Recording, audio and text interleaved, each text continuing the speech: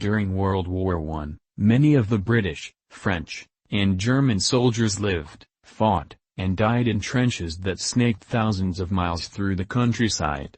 These trenches were grim, dark places averaging 7 feet deep and 6 feet wide.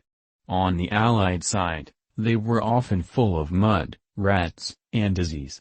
The men lived in these trenches, struggling to keep dry, stay alive, and not lose their minds. The trenches of the enemy were sometimes just 30 meters away, and sticking your head above the trench could easily get you killed. After 5 months of horrific fighting, the soldiers on both sides were sick of war.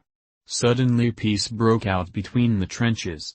It was Christmas Eve, 1914. It was a beautiful moonlit night, frost on the ground, white almost everywhere, said Private Albert Marin. The Germans sang out from their trenches the song, Silent Night. When they finished, their enemies in the neighboring trench cheered. The Allied soldiers then replied with the English version. No shots were fired that night, and in the morning, they wondered if the peace would last. At one point along the trenches, a German soldier held up a sign saying, "You no shoot, we no shoot." Slowly heads popped up above the trenches, and Christmas greetings were offered from both sides in English. Nervously the soldiers came out from their protective trenches. Leaving their guns and safety behind, they approached each other. With hearts likely filled with a mixture of fear and hope, they shook hands. Some soldiers exchanged small gifts of tobacco or buttons. Others played soccer on the battlefield.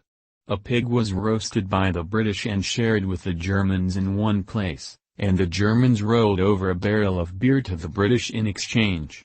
In another place, a German juggler performed, and at yet another, a British soldier got his hair cut by a German barber. Not all of the soldiers were at peace that day, but 100,000 soldiers did take part in the truce. At some points along the trenches, the truce lasted only part of the day, and in others, it lasted until New Year's Day. Not everyone was pleased with the impromptu peace.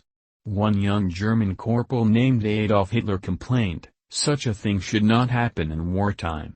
Have you no German sense of honor left?" And, of course, when the higher-ups got wind of the friendly fraternization, they made sure that it was not repeated the following year. Nevertheless, at least for one Christmas, humanity's gentler side overcame the insanity of war as men came together in celebration and peace. Today, a memorial stands in England's National Memorial Arboretum commemorating the Christmas truce. It was dedicated by Prince William of England. On the 100th anniversary in 2014, the English and German national soccer teams staged a friendly match in England in remembrance of the soldiers' impromptu soccer games in 1914.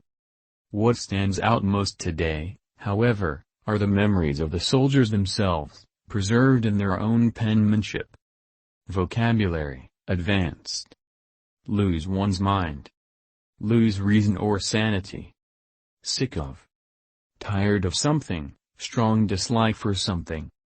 Break out. Happen suddenly. Take part.